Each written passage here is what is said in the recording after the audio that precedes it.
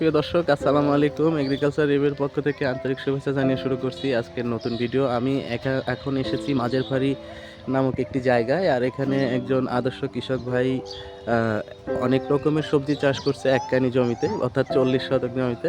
তার মধ্যে উল্লেখযোগ্য যে সবজিগুলো এখানে আপনারা দেখতে পাচ্ছেন সেটা হচ্ছে ঝিঙ্গা, যে সবজিটি চাষ করা হয় সেটি।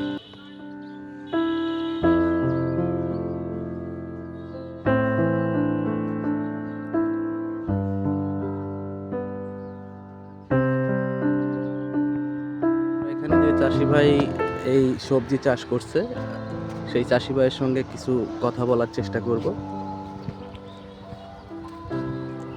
আপনারা দেখতে পাচ্ছেন এই যে সবজির গাছটি, এটি হচ্ছে বরবটি যে সবজি, অর্থাৎ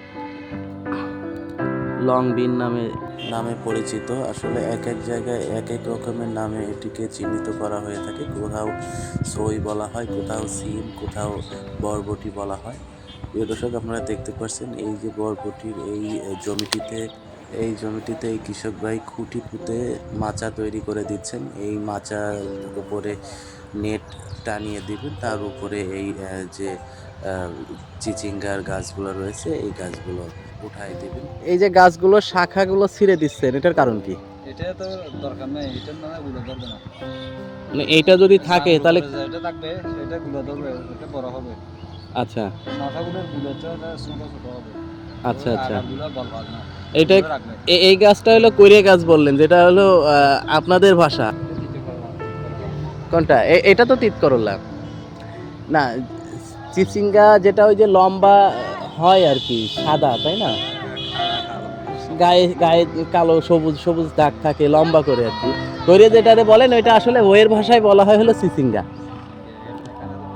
এটা আপনারা যে নামে জানেন সেই নাম না বলবেন।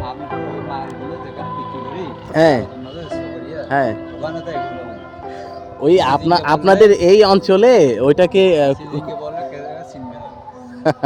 না, আপনাদের এই অঞ্চলে কৈরে নামে পরিচিত। আচ্ছা,